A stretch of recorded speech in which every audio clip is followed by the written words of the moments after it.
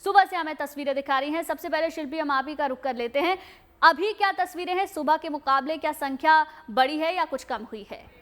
देखिए गुंजन, वैसे तो माना जाता है कि सुबह के समय भक्तों की ज़्यादा तादाद रहती है और लोग पूजा अर्चना करने के बाद ही घर जाना चाहते हैं और उसके बाद वो जो भी, क्योंकि बहुत लोगों का व्रत रहता है तो उसमें जो फलाहार ग्रहण करते हैं। लेकिन यहाँ पर भक्तों की संख्या बिल्कुल भी कम नहीं हुई है। ये मंदिर का परिसर है मनकामेश्वर महादेव मंदिर का।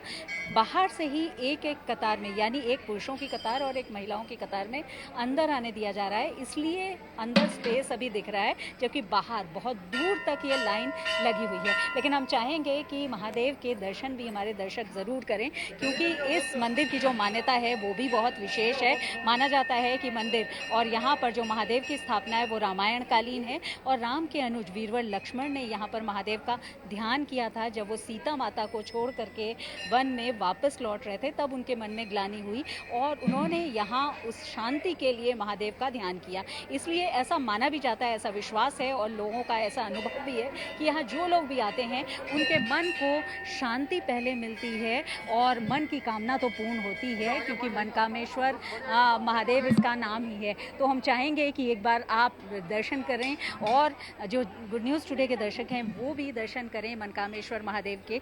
बहुत ही प्रसिद्ध और प्राचीन मंदिर है जहाँ दूर दूर से लोग आते हैं। ख़ास बात यह है कि जब भी सावन की शुरुआत होती है तो लोग पूरे महीने पूजन अर्चन के लिए महादेव और पार्वती के शरण में आते ही हैं, लेकिन सावन श्रृंगार से भी जुड़ा हुआ है, सावन गीत संगीत से भी जुड़ा हुआ है। तो आज से जिस तरह से सावन की शुरुआत या वर्षा की शुरुआत लोग मानते हैं, हालांकि बारिश तो पहले भी हो रही है, वो ज़रूर प्रकृति में एक आनंद, एक उल्लास का उससे अनुभूति होती है। उधर मंदिर में दिए जलाने के लिए जगह है जहाँ पर लोग दिए जलाते हैं और यहीं पर नंदी महाराज भी विराजमान है। कहा जाता है कि शिव मंदिर में जब भी आए तो नंदी महाराज के कान में अपनी मनोकामना ज़रूर कहें। तो नंदी महाराज फिलहाल विराजमान हैं, तो दूर से ही उनके दर्शन कर पा रहे हैं, यहाँ दिए जला करके अपने अपने मन की कामना को कह रहे हैं। और आप तो जानती ही हैं गुंजन, क्योंकि आपको हम गुनगुनाते हुए भी सुनते हैं कि जो सावन है वो किस तरह से लोकगीतों में है। ख़ासतौर पर जो कजरी है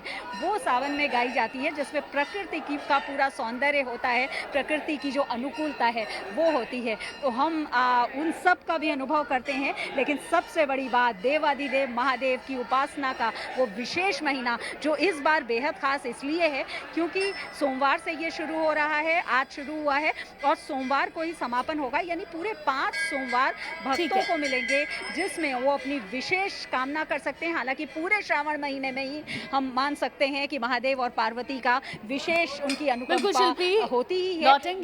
एस्ट्रो तक ऐप पर आपको मिलेगा भविष्य से जुड़े हर सवाल का जवाब। डाउनलोड कीजिए एस्ट्रो तक ऐप और चुटकी में जुड़िए इंडिया के बेस्ट एस्ट्रोलॉजर से।